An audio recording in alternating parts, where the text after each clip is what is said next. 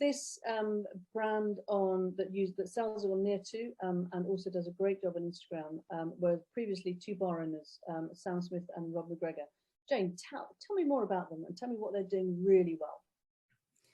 I mean, these guys have made a complete success story out of what was a very challenging 18 months, from starting as craft beer and gin spirits barkeepers.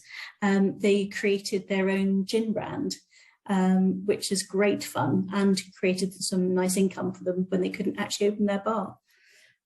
So what we're seeing here is their page on the Near2 marketplace, which is the marketplace for independent retailers across the UK.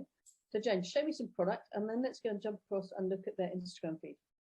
Yeah, just scrolling down the Near2 site, you can see all their lovely gin bundles and flavours and miniatures, just to give you a nice idea of sort of, I think whilst you can drink them yourself and buy them only for yourself, they do make lovely gifts. And I think that's one of the nice things about gifting alcoholic beverages sometimes, is that you can share them with the person you give them to, which is always a bonus. I like your thinking. And let's jump across and look at them on Instagram and see the transition between what I call selling product and then storytelling your product. Yeah, well, their Instagram and their Near2 products are completely different.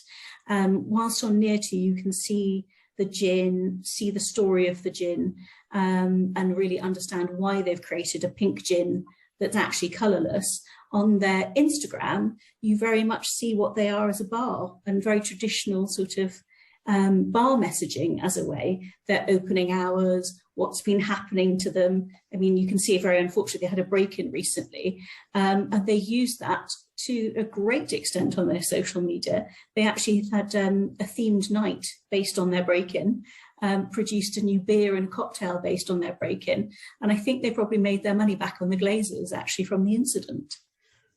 That's incredible. And so they're both running a bar, but also selling gin on the side, but telling the story or selling the gin as a different business. I beg your pardon. Yeah.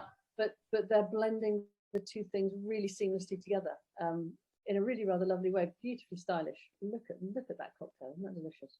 Yeah, I mean, you can feel the enjoyment that they get from making the cocktails. You can see what the gin is used for in the bar, and you really get a sense that actually, if I can't pop down there and really enjoy that espresso martini, I can use this gin to create my own one at home. This is making me desperately require a drink. So I think we have to say, please drink responsibly as we go through this. Yes, we do. But again, just a lovely example of how a brand is using social media to make you want to go there. You understand when you visit the keep what you're going to get, and really making a lovely job of it. What are they showing me in their stories, Jane? So stories popping up on my feed more regularly. They don't need to be a great. They don't need to be like they're really.